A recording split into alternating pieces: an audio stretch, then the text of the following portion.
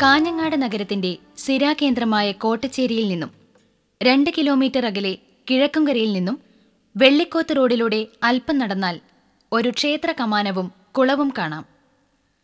കമാനത്തിലൂടെ അല്പം നടന്നാൽ പുണ്യപുരാതനമായ ശ്രീ കല്യാൽ മുച്ചിലോട്ട് ഭഗവതി ക്ഷേത്രത്തിലെത്തുകയായി. ഏകദേശം 400 വർഷങ്ങൾക്ക് മുമ്പ് ക്ഷേത്രം സ്ഥാപിതമായെന്നാണ് ഐതിഹ്യം.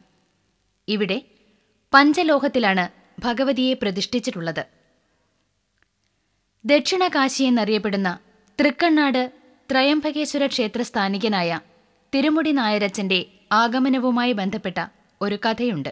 ഗുരുവായൂരിൽ നിന്നും കരിവള്ളൂർ ഭഗവതി ക്ഷേത്രത്തിലേക്കും പിന്നീട് കാഞ്ഞങ്ങാട് അതിയാലിലേക്കുമുള്ള തീർത്ഥാടനത്തിൽ തിരുമുടി നായരച്ചൻ ഇന്നത്തെ മുച്ചിലോട് സ്ഥിതി ചെയ്യുന്ന സ്ഥലത്തെ ഒരു ആൽമരത്തണലിൽ വിശ്രമിച്ചു.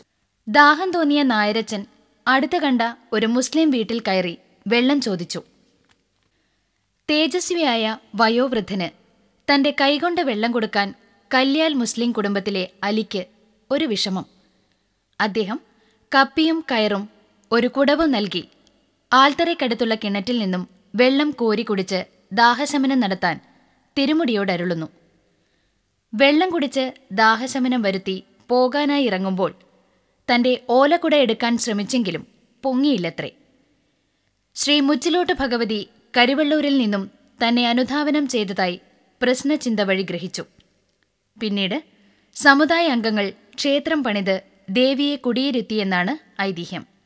ക്ഷേത്രത്തിൽ പെരുങ്കളിയാട്ടത്തിന്റെ ആദ്യ ദിനം നട തുറന്ന് പൂജാതി കർമ്മങ്ങൾ നടത്തുന്നതിന് വേണ്ട വെള്ളമെടുക്കുന്നതിന് കുടവും കയറും ഇന്നും കല്യാലലിയുടെ പിന്മുറക്കാരാണ് നൽകിവരുന്നത്.